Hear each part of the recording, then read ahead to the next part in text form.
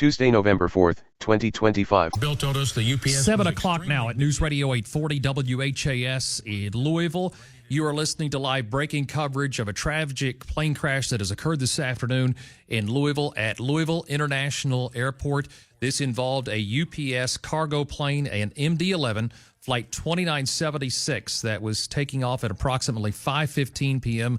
this afternoon. Video shows that plane had a jet engine that was on fire or having some sort of an issue as it took off. It took off, scraped the top of a warehouse just south of Crittenden Drive, south of the runway, and then crashed across Grade Lane in the vicinity of some scrap yards and some other facilities, offering a large fire blaze and plume at quite an area. Firefighters still working to put those flames out in that vicinity. At this time, Louisville International Airport remains closed to inbound and outbound flights. Of course, all passenger screening has been suspended for an indefinite period of time as firefighters work to put this fire out at that situation, and officials work to find out what exactly has happened. There was a crew of 3 people on board per UPS. This flight was outbound to Honolulu, Hawaii. It obviously would have had a large capacity of fuel on the plane to make that trip. Now, if you're thinking maybe you're wanting to go to that area, please avoid the area. Traffic, per our Paul Miles, is very, very difficult in the south end area of town that goes for Interstate 65, as well as Preston Highway, Outer Loop, portions of the Watterson. Do not venture into this area. There is a 5-mile wide area that police have asked everybody to avoid. That is just to stay away from the noxious fumes that have come from this particular plane crash. There is an alert that has been put out in that area, so please try to avoid the area. Certainly traffic is a problem out there. There is a press conference that will come up here in approximately 30 minutes. Governor Andy Beshear will be at Metro Hall to brief everyone on this plane crash that occurred, again, at about 5:15, 5:20 this afternoon, just south of Louisville International Airport, and with a crew of 3 on board, a UPS jet that was taking off from Louisville International. One note, programming, the University of Kentucky ballgame has moved to our sister stations, Sports Talk 7 and 90. You can catch that here. We will remain with coverage of the tragedy of this plane crash that has occurred. Reminder, shelter in place, 5-mile radius around the airport that officials have issued this afternoon. They're asking you to stay away from the area. If you can avoid Interstate 65 southbound, the Watterson, as well as the Snyder and also the Outer Loop, that is certainly the areas that we're going to bound that. Grade Lane is closed at this time.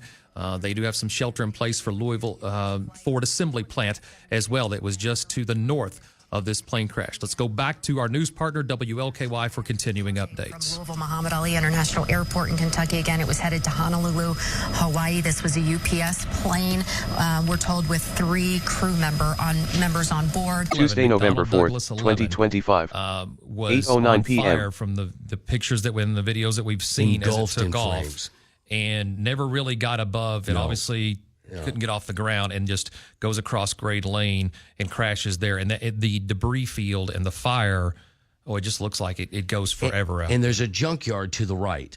There is. Embry's, I think they mentioned this. Embry's it's auto parts. Auto recycling is there's a number of junkyards in that area. Right. And then there's the petroleum recycling there that has a number of large tanks, I assume with oil in it, that they recycle there. That's going to add to a fire. And I haven't seen a picture of the fire in a while from Chopper, from WLKY News Chopper and Bill DeReamer up there, but that looked like they had managed to get some of the fire under control except for the one area, and I'm going to assume that that's going to take them some time to extinguish.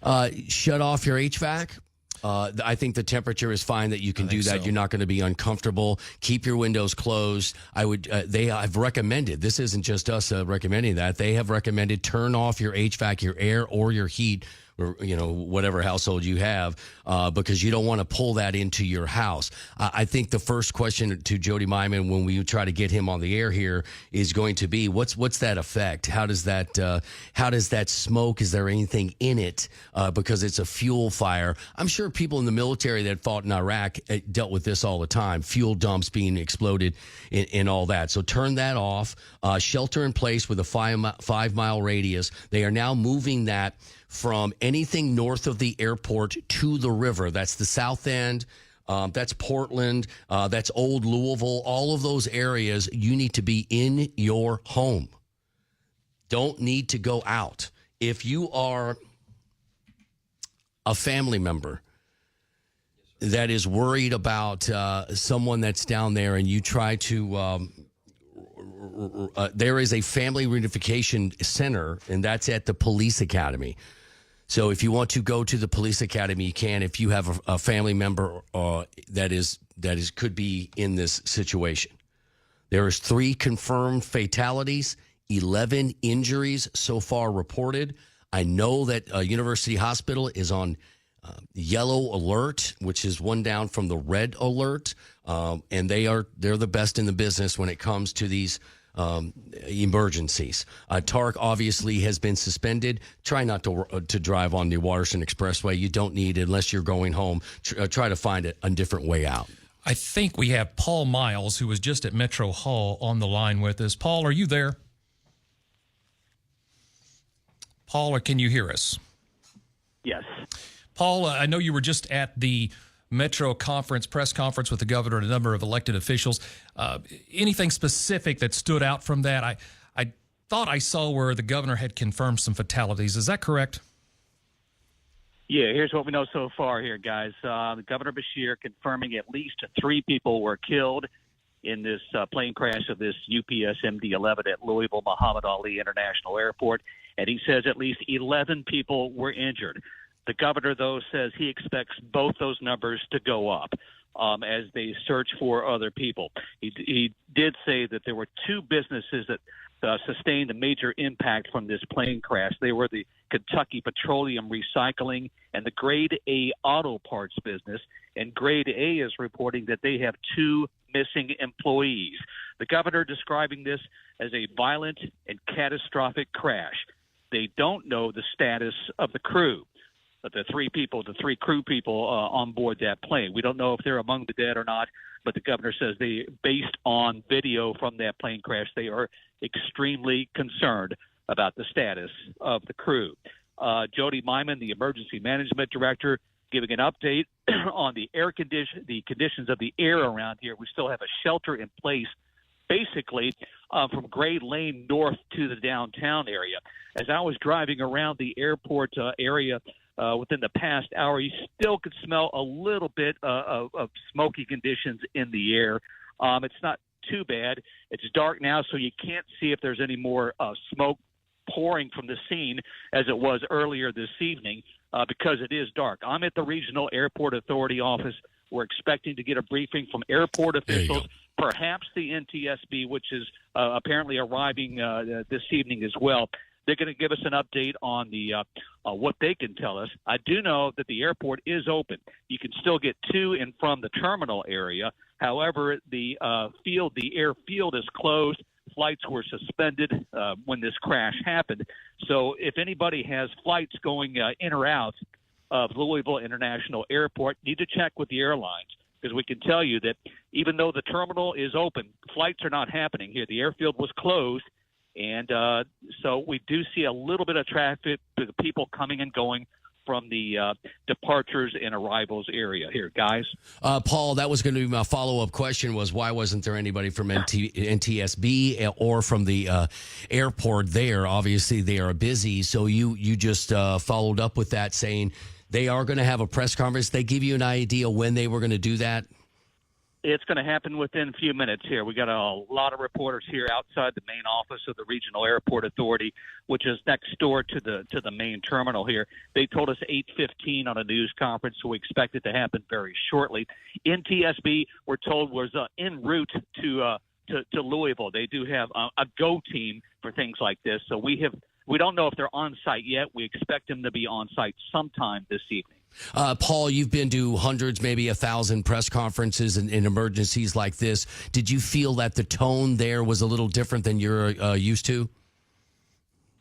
I tell you what, this kind of this takes me back to 2006, unfortunately, for the crash of the Comair plane jet in Lexington. The mood somber, people know that this is a very serious incident here that has happened based obviously on the video that we've seen, and everybody's concerned that the number of fatalities and the number of injuries is going to increase. But yeah, the scene around here is you have a lot of reporters who are showing up at this, which tells you it's a massive story.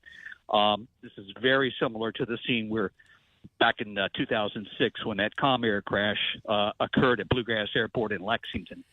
I don't know if you've been able to gather more information while you're there, but I think, does anyone know the last time there was a crash? I'm hearing 1970. That's 50 years, over 50 years ago. Yeah, I tell you what, if you do an internet search, if you go to do an internet search, you'll find that there was a plane, and I don't know the specifics, but it was like early 1970s, a plane that perhaps maybe landed too hard and broke in half, and there's actual pictures of it. Right. But yeah, that was early 1970s, the last major incident that happened at this airport. Yeah, and the safety record for Muhammad Ali International Airport, I think, is exemplary. I don't remember any incidents ever happening at the airport. It's to me, I've never been afraid to fly in or out of that, even with I think the conversation at some point will go how busy UPS is.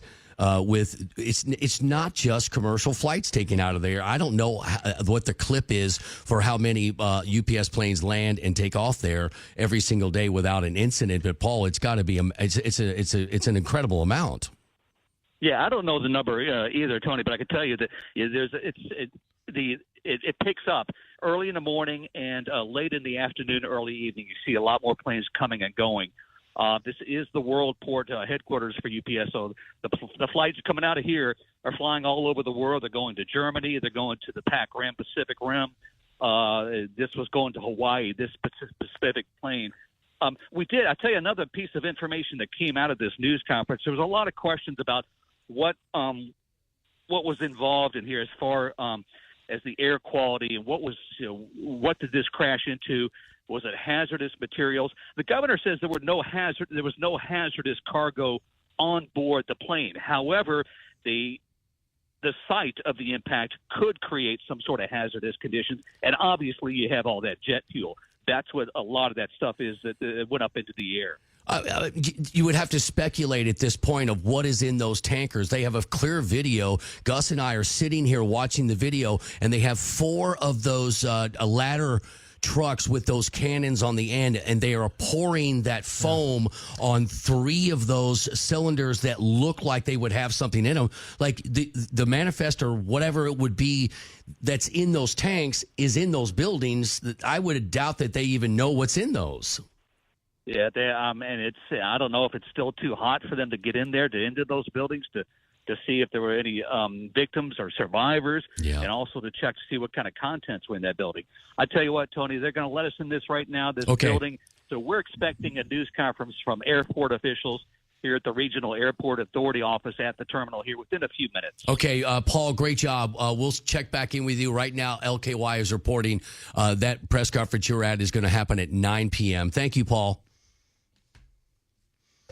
That's a lot. Let's recap here. Traffic, get out of the area. Don't go Waterston Expressway 65 South. You know the back roads. Go those way. We're going to have another press conference here in just a couple of minutes. This is going to be the NTSB. That's what I want to hear from them and what they know. The debris. Is there any debris that had fallen down? I just saw a picture of someone holding a hand out, and there was charred, just plastic or metal and they were holding it in their hands, and that's miles from the crash site. Again, unconfirmed on that. Turn your HVAC off. You don't want to suck this smoke, this grease, this fire from the gas, Gus, into your home. Yeah, I think that's the biggest issue for, obviously, tragedy. We've lost some life here in our city today in the most tragic of ways, and we're hearing that's probably going to rise. But for the rest of us now, this affects us, and in the shelter-in-place order, there's obviously, as Paul was mentioned there, they don't necessarily know exactly what they crashed into there. That petroleum recycling, there's probably some chemicals of question there at some point. and it's just something that you just want to keep in mind of the shelter in place. Basically, the Watterson Expressway around the city and to the river, that's what that shelter in place covers. Correct. So, all the way to the river. Yeah, exactly. All the way to the river. The only places it doesn't get is the far west portions of the city and the far east portions of the city. So, is that runway exclusive to UPS, you think? I don't think so. I think that's used by just about everyone out there. It could be, but I don't think so. I think everybody probably shares the runways out there. That was the west runway that they took off of. They redid a couple of years ago. I talked to the new airport authority guy a couple of years ago. He's been here for a couple of years. They're doing $400 million worth of renovations to the airport. And he said, look, we're shaving off 20 seconds for UPS. So UPS is so efficient that you shave off 20 seconds of them unloading and loading planes, it's millions of dollars. Which is something I meant to ask Paul, and I think it's probably fairly obvious, but I don't want to speak out of place here. UPS Worldport would now have, they're going to have a lot of planes incoming from around the world. Oh, there's no question. I don't know if they're able... Oh, they never stop to land the planes they'll tell you out it never there. stops. I'm sure we'll find out about that here in the press conference, but Correct. That's also going to probably impact a lot of people in work this evening. With there's no Worldport. question. I don't think they would be reporting, but again, I don't know the facts of that. So now I don't they want to can divert here. these packages to two other UPS airports, but that is the third busiest Worldport in the United States, folks. I mean, remember when we got the COVID vaccine, UPS is an important part of this city and the lifeblood of this city. So many people know people that either work there, have worked there. My show partner Dwight Whitten used to unload planes in the beginning of his career just to make a little extra money. Everyone's got a connection. Plus, right there, just a couple hundred yards away, is the Ford plant. And how many people are working there? And they worked, those shifts are crazy. So this is really something that connects to everybody. I'm getting text messages from friends all over the country wanting to know what is going on. My son is in Charleston in the Navy. He's wanting to know what is going on. And we are going to keep you here with all this. I don't know. If you want to go back to LKY, we could keep it here, take phone calls. That's up to you. Let's recoup. Let's go. But we've been resetting it every little bit here just to tell you exactly what has happened. So I know you've got my sheet over there. I'll fill in some details. And Louisville, our UPS plane that the number escapes me. I don't have it right in front of me, but was taking off from Louisville International bound for Honolulu, Hawaii. That means it's going to have a very large capacity of fuel. The awful luck that thing was going. Yeah. I mean, I don't know what that flight time is, but I bet you it's 10 hours, 8 hours, something crazy. Long way out to Honolulu. It's a lot of fuel, Bound this afternoon, took off at approximately 5:15 and crashed at around 5:20 p.m. The video shows that the left jet of that engine, or the left engine, I should say, of the jet, getting my words back confused there, was on fire as it went down the runway, never really got in the air, scraped the top of it's incredible video of a warehouse, and then crashed shortly thereafter across Grade Lane. That has caused a massive fireball, as you can expect. 3 fatalities have been reported, 11 injured so far. We still have a few that they expect that number to go up.